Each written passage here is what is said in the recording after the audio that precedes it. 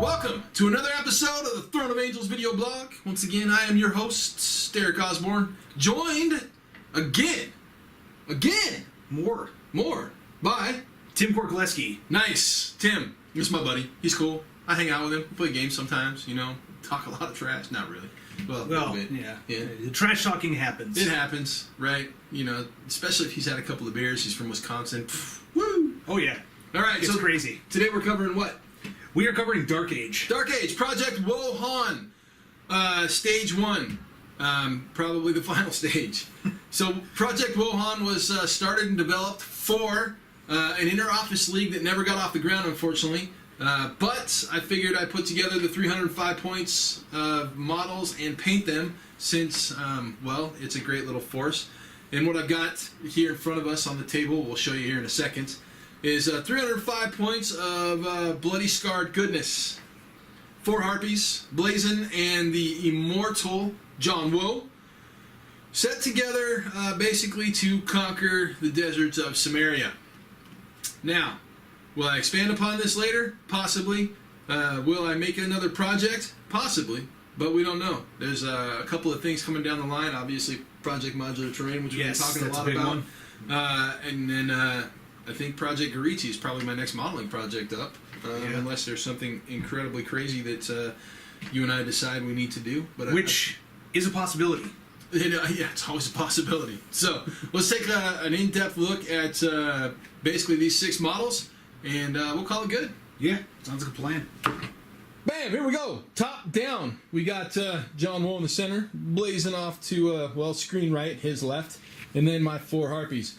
So individually, I have 2 standard Harpies, and then I have 2 converted Harpies. I wanted to go with kind of a unique color scheme for this. However, I wanted basically just to kind of take the studio focus.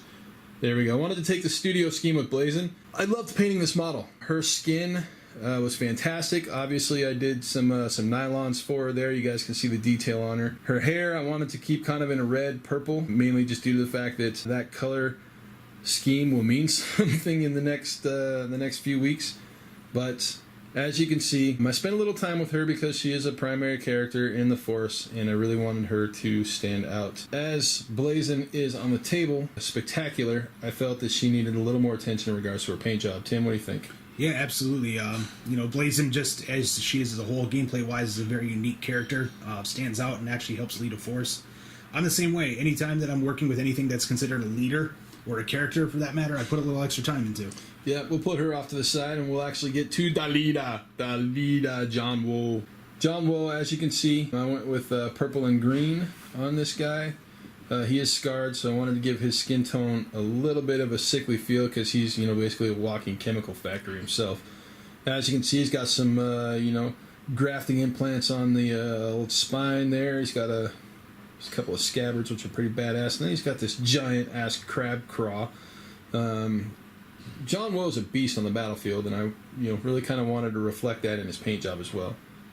Yeah, he's if he's on the table and he's coming at a model, if it's a typical line troop, you might as well just write it off because he's going to kill it. Yeah, John Woe will destroy things. I did my Harpies kind of in pairs, right? So a pair of them have, purple and green, and the other 2 are green and purple. Obviously, I can't do the close-up ones. I have to put my hand behind for some reason. We'll get that worked out.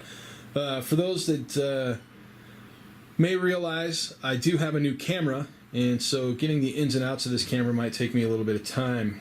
But obviously, we're in full HD now, and my lighting has increased or basically bettered itself 1,000-fold because this is a good low camera light and I don't have studio lighting set up yet. I stress yet because that'll happen here soon.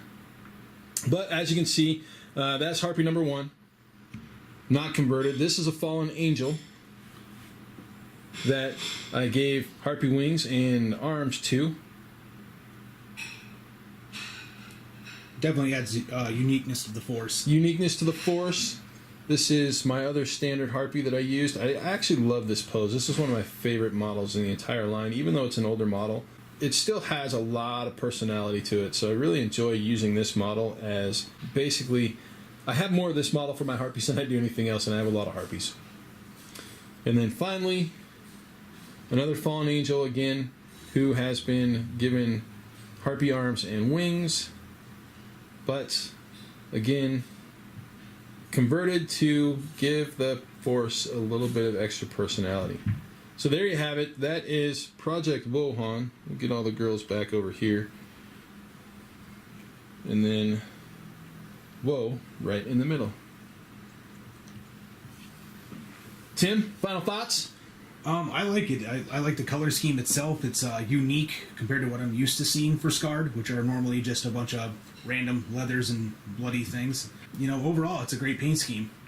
I do like the fact that Blazin stands out on her own because of the fact that, well, stats-wise, Blazin does a lot of different things for a lot of different Skarrd models. And she doesn't really adhere to the normal Skarrd way of thinking. I agree. So there it is, Project Woehann. Until next time, thanks for joining us.